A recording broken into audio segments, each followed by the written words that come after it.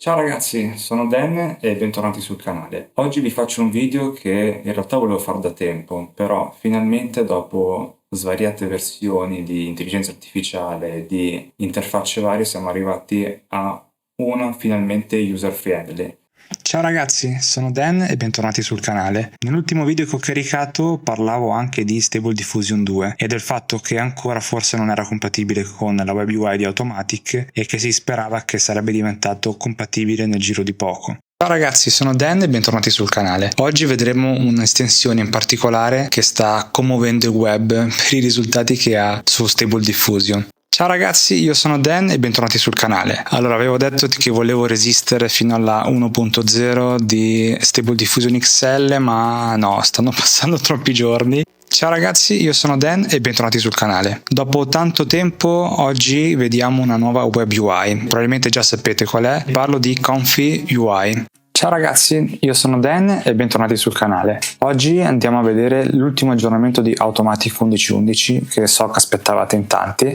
Ciao ragazzi, io sono Dan e bentornati sul canale. Nell'ultima guida avevo fatto un intro, se vi ricordate, se avete visto la guida, e spero che le seguite puntualmente tutte quante, dove parlavo di Automatic 11.11 e di come la situazione fosse un po' stagnante. Ciao ragazzi, io sono Dan e bentornati sul canale. Ho aspettato un attimo a fare questa guida perché, come sempre, appena esce un modello il mondo esplode letteralmente, soprattutto su Reddit, e iniziano a uscire un sacco di cose. Febbraio 2025 è la data in cui è stato rilasciato One 2.1, questo modello che ha alzato l'asticella in modo incredibile sulla generazione video open source, andando oltre a quello che One Video già permetteva di fare.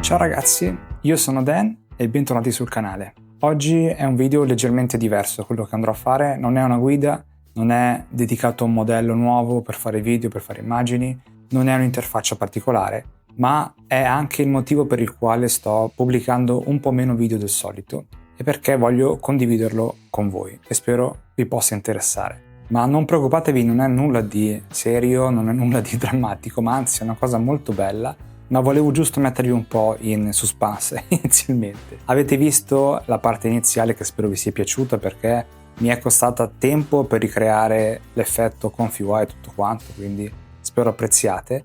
I video relativi al passato perché sono quasi passati 3 anni, ma in realtà questo canale non c'è da 3 anni, c'è da circa il 2018 se non ricordo male, e non avevo un'identità precisa. Avevo iniziato a farlo perché volevo a tutti i costi il mio canale YouTube e non mi sono mosso da quell'idea, ho detto devo riuscire a fare qualcosa che mi piace perché io credo che YouTube sia la fonte principale di creatività di internet. Poi uno può essere attratto da Instagram, TikTok, tutte quelle altre cose, ma YouTube è un altro livello, permette di fare contenuti lunghi, permette di metterci veramente passione e non è un passaggio veloce da un video a un altro, ma ti metti là, ti vedi i tuoi 20 minuti, mezz'ora, un'ora e te li godi tutti. Magari skippi anche, so che saltate i miei video, ma non è un problema perché lo faccio anch'io.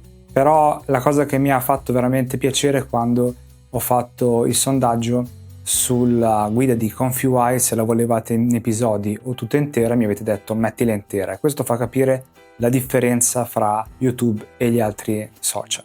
Quindi cosa ho fatto? Ho iniziato a pubblicare video, non avevano un senso perché ho iniziato con gameplay come fanno tutti, ma i gameplay non interessano quasi a nessuno se non a una fascia molto bassa di età spesso, e quel pubblico non è così particolarmente attento. Passa da uno youtuber all'altro, non si affeziona molto particolarmente, se si affeziona devi continuare a fare dei contenuti particolari, diciamo. Non mi interessava, io volevo testare com'era YouTube, capirlo, e non è facile, non è come millantano tanti, non si capisce bene come avvicinarsi a YouTube e come pubblicare, perché ogni canale ha una storia a sé, come lo è diventato il mio. Da quando ho pubblicato la prima guida su Automatic 11.11, che come avrete visto era agghiacciante come riprese, come color correction, come tutto, perché non so il motivo, ma avevo già questa videocamera, la Panasonic G7, e una serie di obiettivi che ho preso insieme a tutto. Quell'obiettivo che ho usato inizialmente era fatto per fare le foto, perché non aveva l'autofocus, quindi io l'ho impostato un po' a modo mio, ma è venuta una cosa terribile. Con le foto viene bene perché fa un effetto molto vintage, è un obiettivo anni 80, se non sbaglio forse anni 70 addirittura, ma il video è venuto terribile. In più avevo un microfono che non si sentiva bene e tutto, stavo ancora capendo bene come fare video. Mi è servito anche per studiare meglio DaVinci. Automatic 1111 all'inizio ha dato il boom ai contenuti che sono arrivati dopo su questo canale.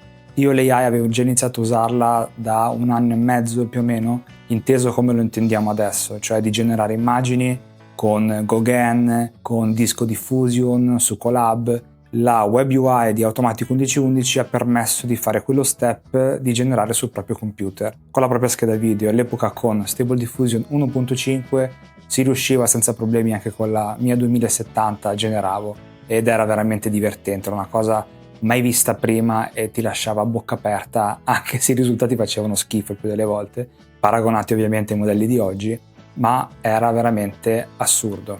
Molta confusione inizialmente, come usare queste cose. Proprio grazie a questo mi sono fermato e ho detto: ma nessuno fa una guida fatta bene. I primi che seguivo erano AI Entrepreneur, poi c'era quell'altro tizio pelato che non mi ricordo come si chiama mai, però avete capito chi è. Inizialmente facevano guide e ti aiutavano a capire come fare. Quando ho capito come installare questa web UI ho detto: non c'è nessuno italiano che lo dice, lo spiego io, e quindi cerco di spiegarlo nel modo più semplice possibile. Perché mi viene semplice, per modo di dire, a me fare le guide? Perché io ho fatto una vita l'IT, e fare l'IT facendo assistenza non è solo risolvere i ticket, ma è anche, dal mio punto di vista, spiegare alle persone perché c'è un problema, come risolverlo, così la volta dopo che ti verrà, se mi hai ascoltato, e questo non succede mai, capirai come farlo da solo, quindi crescerai anche tu su quel piano e potrai imparare a gestire i problemi. A me viene molto semplice fare le guide perché ormai è una cosa che faccio da una vita. Poi mi sembra di capire che vi piacciono le guide come le faccio, quindi mi fa ancora più piacere. Ovviamente la cosa è iniziata a crescere sempre di più, anche se guardiamo i dati non ci sono valori altissimi, ma lì poi ho capito che è una cosa di nicchia, è una cosa in italiano, tutto va rapportato a quello che è. Questo ci porta poi al secondo step, perché non è un canale da 100, 200, 300 mila visualizzazioni che fa la differenza. Alle volte, quando si parla di nicchie così particolari, anche i piccoli numeri in realtà fanno molta importanza se messi sulle giuste scale, e attirano anche l'attenzione di tante persone al di là degli sponsor, ma anche aziende, se va bene, aziende veramente molto interessanti. Se devo essere completamente sincero, l'offerta di cui vi parlerò adesso non è stata la prima, ma non farò completamente riferimento a chi mi ha fatto la prima.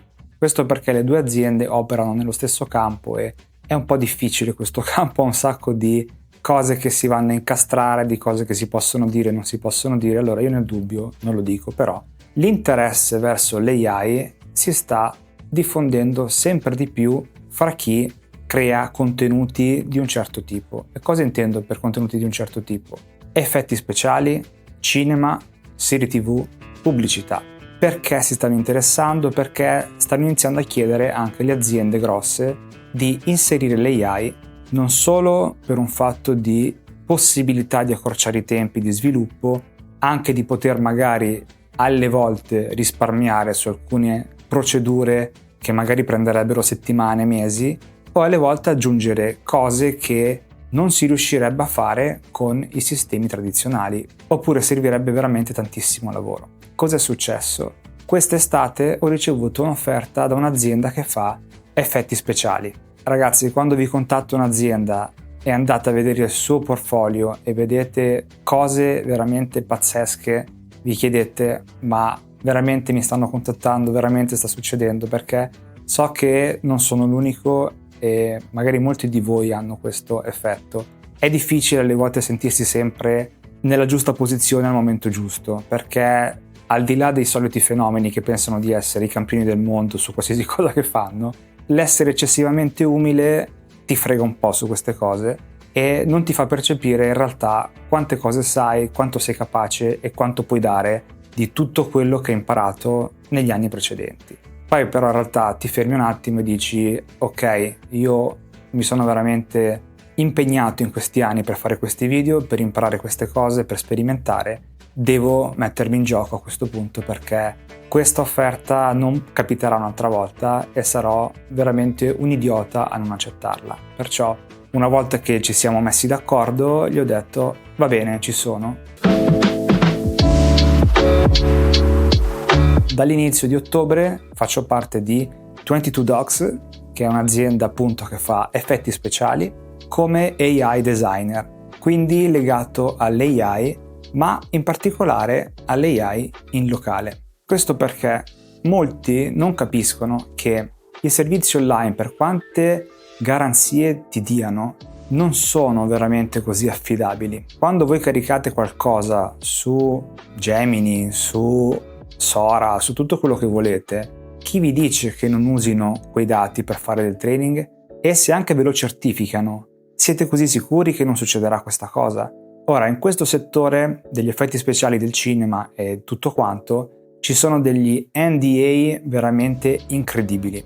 Questo perché non può scappare nessuna informazione.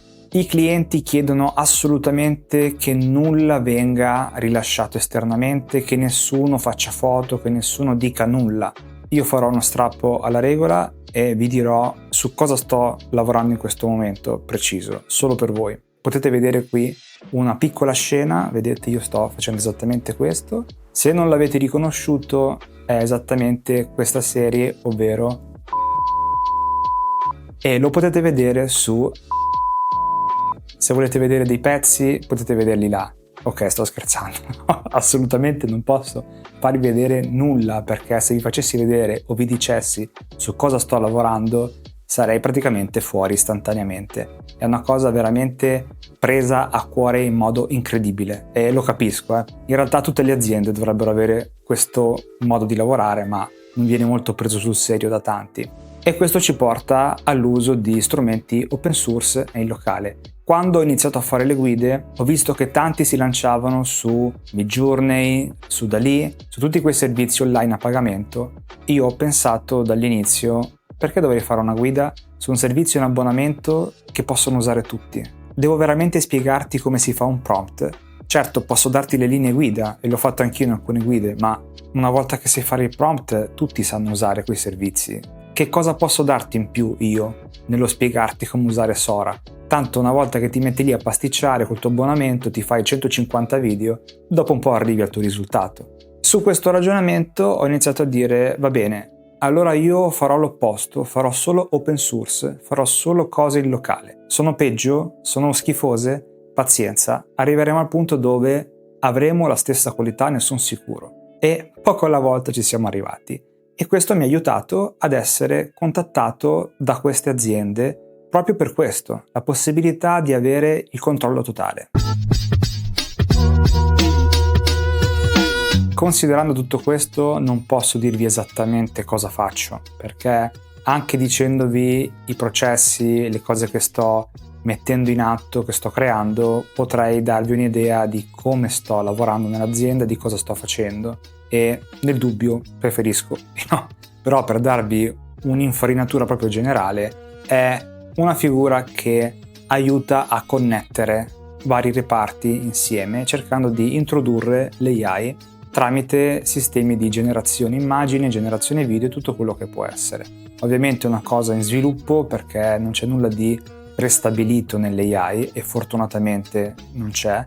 È tutta una cosa che di mese in mese, di settimana in settimana, di giorno in giorno può cambiare e può permettere di fare cose che fino al giorno prima non era possibile fare e questo dà una spinta veramente incredibile a tanti processi che magari prima venivano fatti solo in un determinato modo. Non è solo un fatto tecnico, è un fatto anche artistico perché poi stiamo parlando di effetti speciali, di pubblicità, Quindi non pensate all'AI come la generate normalmente, come la vedete su Reddit. È proprio una filosofia molto diversa. Uno studio di effetti speciali crea tutto in compositing. Cosa vuol dire? Che se siete abituati a usare Photoshop, se conoscete Nuke, sono layer. Raramente si fa una generazione completa. Può capitare, Può capitare perché dipende dal progetto, da quello che si fa, ma nella maggior parte dei casi tutto è considerato come un asset, un qualcosa che va appiccicato a un'altra immagine e viene aggiunto poco alla volta, anche perché la generazione completa di un'immagine non è così guidabile e questo può creare problemi. Qui i clienti chiedono altissimi standard e risultati veramente alti, quindi non stiamo parlando dell'immagine della ragazza che si muove e fa cose così molto banali e molto basse come qualità, come potete trovare generalmente, ma parliamo di film che andate a vedere al cinema, di serie TV che vedete sulle varie piattaforme di streaming, e se lì notate che un qualcosa è fatto con l'AI, non so se avete già visto fino adesso, ma arrivano piogge di commenti sui social che distruggono completamente tutto. Quindi non deve neanche notarsi che è fatto con l'AI, non deve, come un effetto speciale alla fine.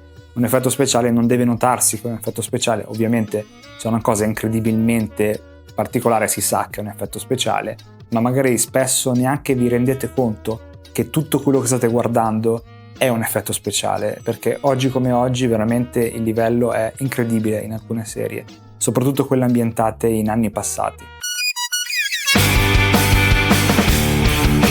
Come ho detto prima, quello che mi ha aiutato molto è il fatto di, prima di tutto, avere un background IT da interessato al mondo del video, della grafica e comunque a tutti i programmi che permettono di fare anche queste cose, ma non solo. Questo mi ha permesso di vedere l'AI anche dal lato più grafico, non solo tecnico, ma la mia parte IT mi ha permesso di capire come installare queste cose, come metterle insieme, come uscirne dagli errori, come capire tutte le cose un po' più tecniche e fonderle insieme in modo tale da creare un background capace di rendermi interessante anche a realtà di questo tipo, e io ne sono assolutamente contento, perché immaginate dopo 3 anni riuscire ad avere questo risultato è veramente un qualcosa che ti rende soddisfatto di aver fatto qualcosa di buono. Non contano i migliaia di iscritti, non contano le migliaia di visualizzazioni, quelle ti rendono contento e in realtà poi ti abitui, purtroppo, lo dico la verità, perché mi ricordo inizialmente che guardavo quasi ogni sera quanti iscritti c'erano e vedevo 1 al mese, 2, adesso ne vedo molti di più, non sono ovviamente paragonabili a chi ha 1 milione di iscritti, ma ormai è una cosa che è diventata routine, mentre entrare in un settore così ti senti parte di un qualcosa di veramente grande, almeno questo è il mio punto di vista. Perché l'open source è così importante? L'ho detto in parte prima e lo ridico adesso per quelli non tanto convinti. Quando si fanno le cose per conto proprio è un discorso, se dovete fare il filmino per gli amici o per divertirvi voi potete usare Sora, potete usare quello che volete, ma non avete tutto il controllo che vi può dare ConfUI. Lì ovviamente nasce un altro problema, che non avete alle volte la stessa qualità, anche se questa cosa si sta avvicinando sempre di più, non è sempre paragonabile Veo, Sora a One 2.2 ovviamente. Quello che potete fare con Animate, quello che potete fare con ControlNet e tante altre cose, non potete farlo su questi servizi online. Ed è lì che entra il compositing. Come dicevo prima, non guardate la generazione intera, guardatela scomposta o guardatela migliorata. Non ci si ferma mai alla generazione fatta da ConfUI. Quella è in generale una cosa che non consiglio a nessuno. C'è sempre una post-produzione dopo se dovete fare qualcosa di bello, sia che sia un'immagine, sia che sia un video. Se vi accontentate di poco, allora va bene così.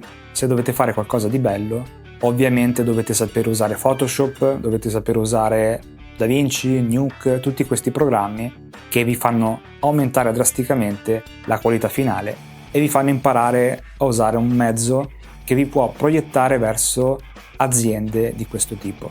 E come dicevo prima, visto che ci sono degli NDA grossi come una casa, creare l'ora su CVTI, creare video su Sora, su Veo, probabilmente vi danno anche le garanzie che non diffonderanno niente, ma mettete caso che venga fatto un data breach, che ovviamente può succedere anche al privato, però i siti sono più presi di mira, può succedere qualcosa di più grosso rispetto a un'azienda piccola magari che riesce a chiudersi meglio con i giusti sistemi di cyber security. Se succede una cosa così e voi avete messo quei contenuti là sopra, poi sono veramente problemi talmente grossi che potrebbero portarvi anche a chiudere l'azienda per quello che succede. Sicuramente alcune di queste AI si usano, ma l'idea è di usare tutto chiuso, tutto blindato e tutto il più controllabile possibile. E questo è quello che al momento Confiwai permette di fare, che sicuramente l'open source permetterà di fare nei prossimi anni. Qual è il prossimo step a questo punto? Innanzitutto riuscire a crescere in un'azienda così per me è una specie di sogno, perché molti anni fa, prima dell'AI, prima di tutto questo, io ho cercato di entrare nel mondo del 3D, sperimentando con 3D Studio Max, con i motori di render, con qualsiasi cosa. Addirittura ero anche arrivato finalista a un concorso di Repubblica che, se magari ritrovo il link, lo posto sotto, ma sono arrivato secondo, purtroppo. Avrei vinto un anno di scuola a Big Rock e un viaggio in California, ma vabbè, forse quello mi ha permesso poi di arrivare dove sono adesso, ma tutto è utile nella vita. Siccome amo il cinema, amo comunque gli effetti speciali, amo quello che ti permette di creare e la reazione delle persone quando vedono queste cose, secondo me è veramente bellissima. Tutto questo al momento è veramente fantastico, poi vedremo più avanti come si svilupperà, come riuscirò a crescere, come tutto questo evolverà ovviamente. Forse un piccolo lato negativo è che non ho più il tempo di prima. I video comunque continuerò a farli perché io voglio essere sul pezzo e voglio che il canale rimanga nel suo piccolo, per modo di dire, il riferimento su queste tecnologie. Ovviamente sarà difficile per me fare un video ogni settimana, ma cercherò di farlo comunque perché io la qualità non voglio abbassarla. E penso che proprio grazie a questo che il canale ha avuto questo successo, perché come avete visto dai video iniziali ho cercato di salire sempre di più come qualità. Ora penso di essere arrivato a un buon livello, ma per me non è ancora il top perché si può sempre migliorare e spero magari un giorno di avere un altro spazio magari più grande e più attrezzato. Come avete visto all'inizio io devo accendere, spegnere, spostare perché questa è la mia sala, non è uno studio dedicato, ovviamente non posso tenere la sala sempre attrezzata così perché sarebbe un po' strano, diciamo, anche per chi mi viene a trovare. Ma visti i nuovi modelli che sono appena usciti e quello che uscirà, secondo me c'è ancora tanta roba da dire. E ora è diventato sicuramente più avvicinabile di come era all'inizio. Era veramente complesso e se mi seguite dall'inizio, dalla prima guida di Automatic 1111, scrivetemelo. Se addirittura mi seguite da prima, da quando mettevo i video così a random, scrivetemelo comunque sotto. E con questo è tutto, volevo solo condividere con voi questa grossa novità. Ovviamente non faccio più l'IT, ma faccio l'AI designer e spero magari di riuscire a portarvi tutto quello che potrò imparare legato a questo mondo, magari con i miei workflow e con le mie guide, riuscendo a fare qualcosa di diverso, un pochettino più particolare, tecnico, più interessante del semplice spiegare come avviare un modello. Se non vi siete ancora iscritti, iscrivetevi e magari ditemi nei commenti cosa ne pensate di questo cambiamento, ma ricordate sempre che c'è il server Discord dove è pieno di canali nei quali parlare di tutti questi argomenti e tra l'altro poco tempo fa siamo arrivati ai 400 iscritti, perciò cercate di iscrivervi così arriviamo ai 500 velocemente e se volete supportare comunque l'avanzamento di questo canale e la sua evoluzione c'è la pagina Patreon dove metto i workflow in anticipo in modo tale che avete l'opportunità di iniziare a generare prima che faccio la guida ed essere già sul pezzo quando la pubblico. Allora ci vediamo alle prossime guide e ai futuri aggiornamenti. Ciao!